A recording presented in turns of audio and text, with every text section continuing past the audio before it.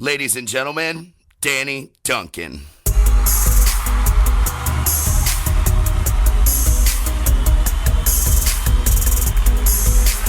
Good evening, PLB. How's everybody doing?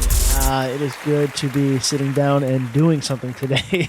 I'll get to that in a minute, but I got the windows open. It is a nice, crisp, cool night here in Florida. It's still Florida though, so there's bugs flying in, but the weather is so nice that you just have to put up with it. But yeah, today was a bit of a rough run. I can't talk, and I spent most of the day just kind of recovering from this Sunday that I had. I took my day off very seriously, just kind of like watched some football.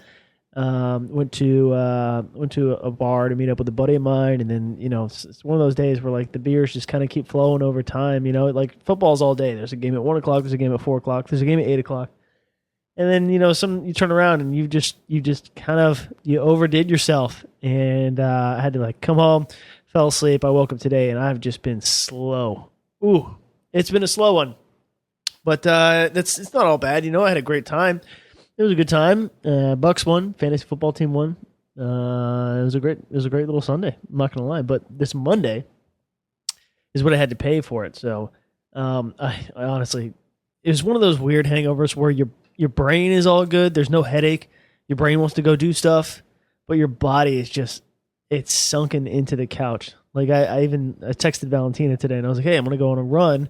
Like, what time are you going to be home? Because I'll try and, knock it out before you get home. And she came home. She was like, how was your run? And I was like, I haven't even moved from when I texted you. In my defense, MacGruber was on as well. So no, but my body just needed a day. It was a bad one, but I'm here now doing this podcast, and I'm stoked that you guys are tuning in. Thank you so much for tuning in. I hope your week will be amazing. Hopefully your past week was just as awesome. Hopefully everyone's got their Halloween costumes sorted out, because that is slowly creeping up on all of us. And I just realized Valentina and we have costumes, and we're spirited, if you will, about Halloween coming up. But we don't know where we're gonna go. Like we're not gonna go trick or treating, from house to house. So we realized that pretty much all my friends in Orlando are out of town. Trav he's out in LA, and then I think he's going to Toronto for something. He's not going to be back. I think he gets back Halloween Day or something like that, but it's like after the weekend. And then Snacks is on tour, and everyone's just kind of busy. And I don't know. I feel like we're gonna get dressed up and then just kind of sit there, take a picture for Instagram, and then like, all right, you want to watch a scary movie, which doesn't sound like a bad time. I'm not gonna lie. I had the idea to solve this problem. I had the idea to go to downtown Orlando, but the only thing with that is I've never done it, but I heard it is a nightmare. Like, I already dislike downtown Orlando. I think it is, if you're just trying to have a good time, like, I don't know, I can't tell if this is like when you reach like your late 20s / 30, this is how you feel, but I'd rather just have everybody come over. Drinks are cheaper. We can listen to whatever music we want, and you can actually hear each other when you talk. You go to downtown Orlando, you get none of those things. None of those things. You wait in line for expensive drinks, and you can't hear anybody, and they're usually playing something like sarcastically like Backstreet Boys, and you're just like, what's going on? Why are we here? And then somebody's vomited. It's only 10 o'clock, but some stranger has, made the bathroom out of order. So it's just, can you guys tell that I hate it? I don't know why, but I figure we might just go to downtown Orlando. I don't know if I'll like go into the bars there, but I just want to see what people have put together, because sometimes there's some good costumes. I think last Halloween I was weirdly I was bedridden, but that was because of the dengue fever thing from the Hawaii trip. But Charles went out and about, and he saw like the whole like costume parade that New York City has, and it looked amazing. It actually looked really, really cool, and I'm kind of hoping that something like that vibe will be down there. I don't know. I'm probably going to avoid it like the plague, but at the same time, I'm going to want to do something, so I'll end up down there. But anyways, let me know what you guys' plans are. What are you doing for Halloween, trick-or-treating? Got probably, I think this is one of those holidays where it's obviously more fun to have kids. Like you just dress up little kids. Like I get excited dressing up Buddy. If you have a little kid that you dress up, it's kind of the same vibe. Like you're just, oh, look at this. He looks like a Power Ranger or whatever. And you kind of get more joy out of it than dressing up yourself. But yeah, that's kind of my plans for Halloween.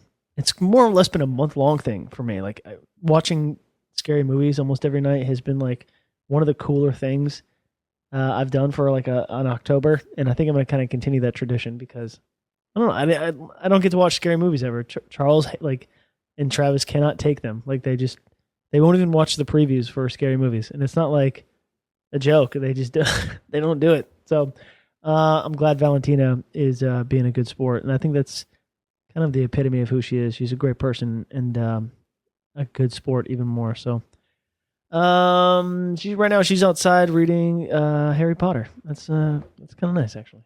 But I don't really have much for this podcast, so I think I'm just going to crank out a couple Today I Learned because I did read some interesting stuff while I was chilling there. And I got to get Billy Burke up here.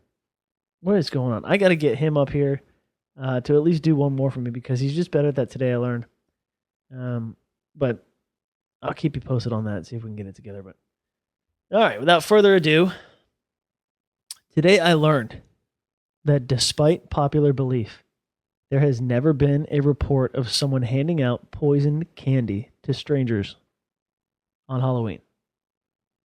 I find that hard to believe. Like I get it's an urban legend. Like what was the popular one when I was a kid? Like razor blades in apples, stuff like that. I just find that hard to believe that that's never happened. There were some there are crazy people in this world. I don't have to tell you that. You guys have eyes and ears, but for none of these people to hand out candy to strangers, I don't know. I gotta kind of check that one, but it seems like this wouldn't have been posted if it wasn't true. That's crazy. That truly is an urban legend.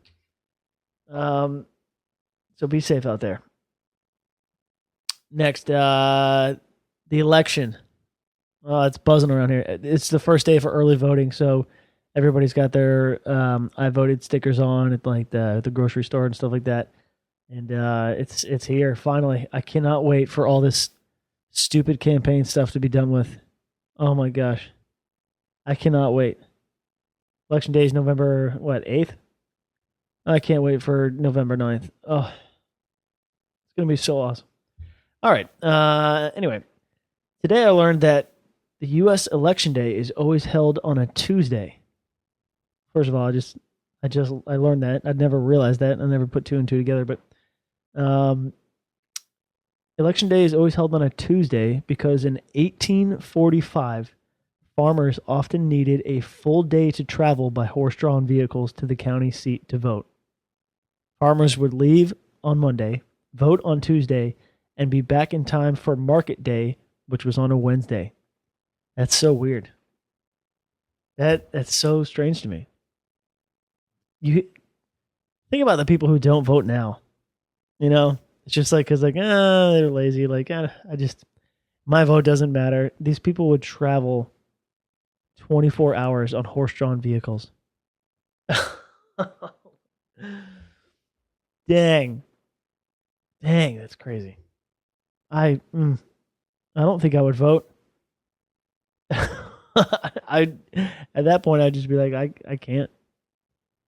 No, but you got to vote anyway. Moving along, China has banned this. What?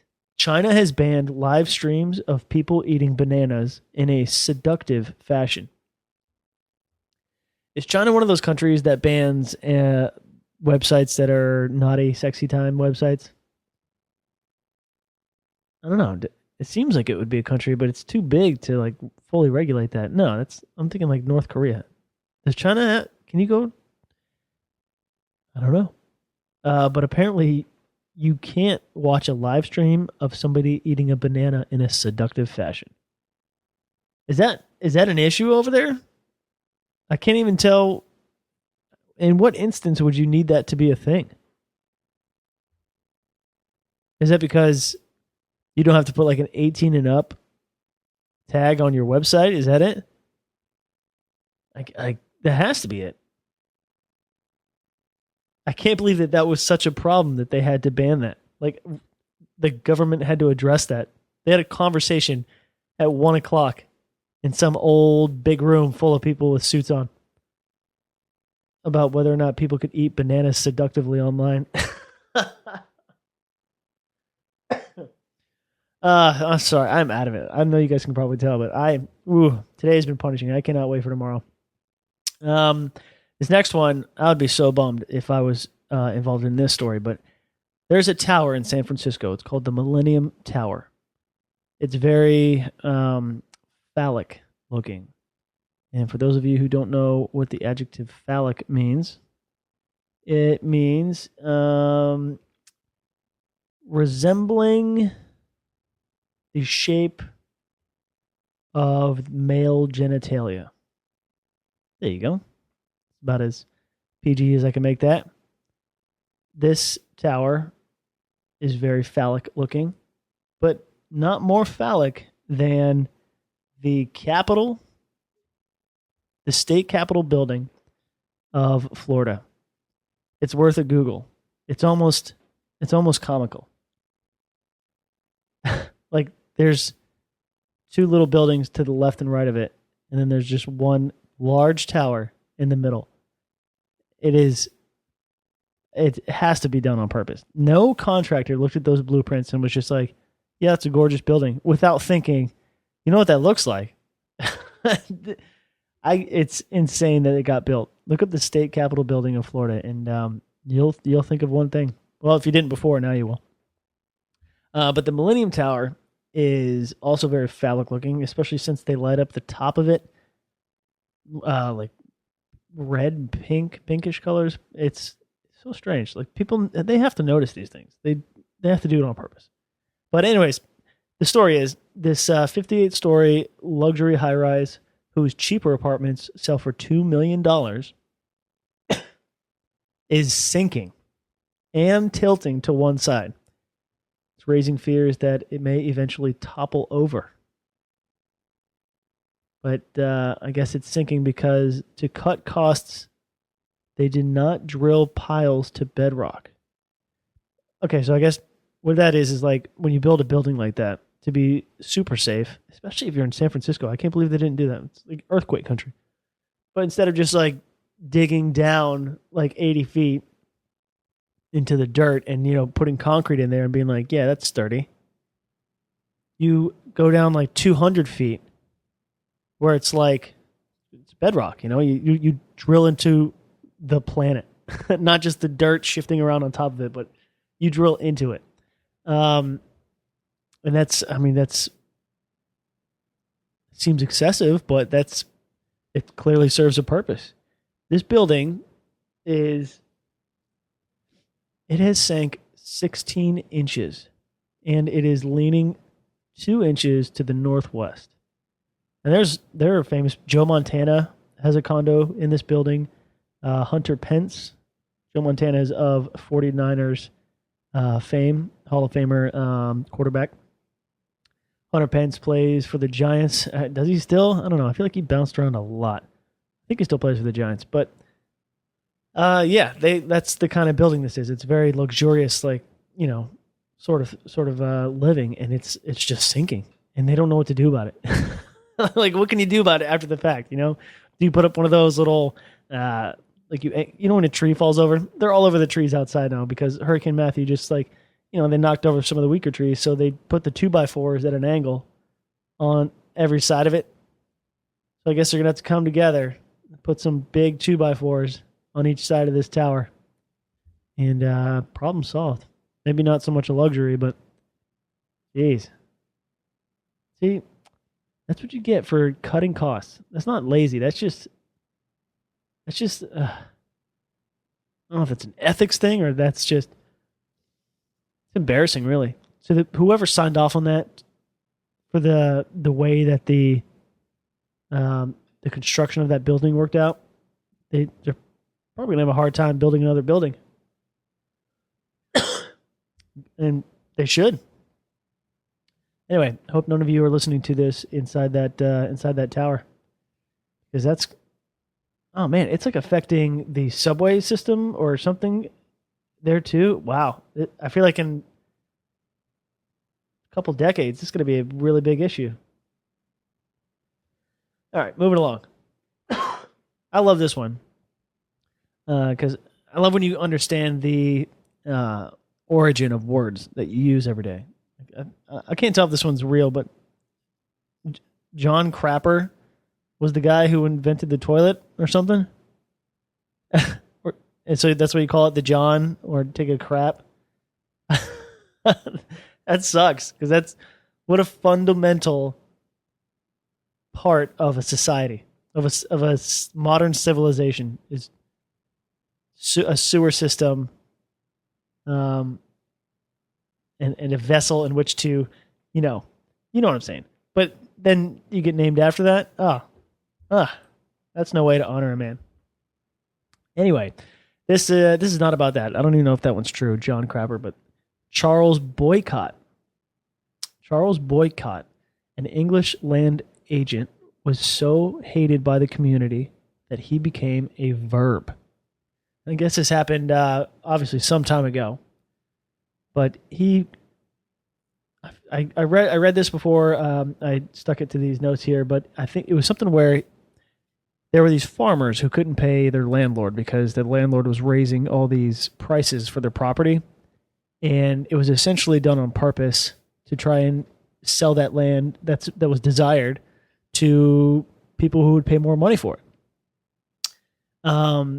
So I guess the whole town knew these farmers, and they're well-to-do people. They're like, they just couldn't afford this farmland because they're farmers, and they just kind of got by with what they had. And I guess once they found out what had happened to them, they'd all gotten evicted. The town came together, including like the post office and everything, and would not. Like, they just essentially shunned Charles Boycott. Like the postman wouldn't deliver his mail. Nobody would he couldn't get a haircut. Nobody would give him anything. Nobody would do anything for him. And that's how a boycott came about. That sucks. Like Benedict Arnold, like your name is essentially a traitor, an absolute lack of loyalty. That man. I hope nothing becomes a Duncan. That would suck. I mean, unless it's like a nice accomplishment. What's the opposite of like boycott or Benedict Arnold? Like the first thing that comes to mind is like a football term. Like a great wide receiver, Randy Moss. If now in football, if you're a wide receiver and you reach over a defender's head to catch a football and bring it back down to you, that's called getting mossed. But that's not as popular. That's just kind of, it's more slang than anything. Like boycott is instilled in the English language. That's crazy. I don't know. What's an example of a positive one? Leave that in the comments because I want to read through this and see. But I can't think of it. Can't think of any good ones. All right, moving right along to this last one. This is crazy to me because I just saw that Hugh Laurie, who's an actor, he was in House. My mom watched that show. He was House, the main character. But he's gonna get a Hollywood star. If you ever been to Hollywood Boulevard in West Hollywood, there's the Walk of Fame, and it's all it seems like a great accomplishment. Like you've made it. You have to truly earn that because you're literally cemented amongst the greats, and it's seems like a real honor. But today I learned that it costs $30,000 to get on the Hollywood Walk of Fame. Like you can't just go buy it. Like once they tell you that you've made it, like, hey, Tom Hanks, like, congratulations. The committee has come together and we have decided to induct you on the Hollywood Walk of Fame. we need $30,000 for the fee. What else works like that? I think there was a story like today I learned like we did a while ago, but where some country Olympic athletes got taxed for their medals. Like if they brought home gold, there was some weird thing where they had to pay the tax on their gold. It might even be the United States. I don't know, but something weird like that. But yeah, I guess it says A-listers like Julia Roberts, Denzel Washington, Clint Eastwood, and Al Pacino. Those are heavy hitters. They don't have a star because they didn't pay. Julia Roberts, Denzel Washington, Clint Eastwood, and Al Pacino. They all just stuck their middle finger up and they're like, no. Thanks for the honor, but if you want to do it, do it. You're not getting my money. What? Why $30,000? What? It can't cost that much. Can it? No, it's not like real gold and marble. No, because people would steal it. I don't know. That's that doesn't make sense to me. That's some country club nonsense right there. It's also the last Today I Learned that I have, and I need to cut this one off and go lay down. Thank you guys so much for being patient with me today and allowing me to softly whisper my hungover podcast to you guys. I do appreciate it, and we'll be back to full energy tomorrow. My batteries will be charged. But again, thanks for listening. I do appreciate it. I'll be reading the comments, and we'll hear from you guys next week.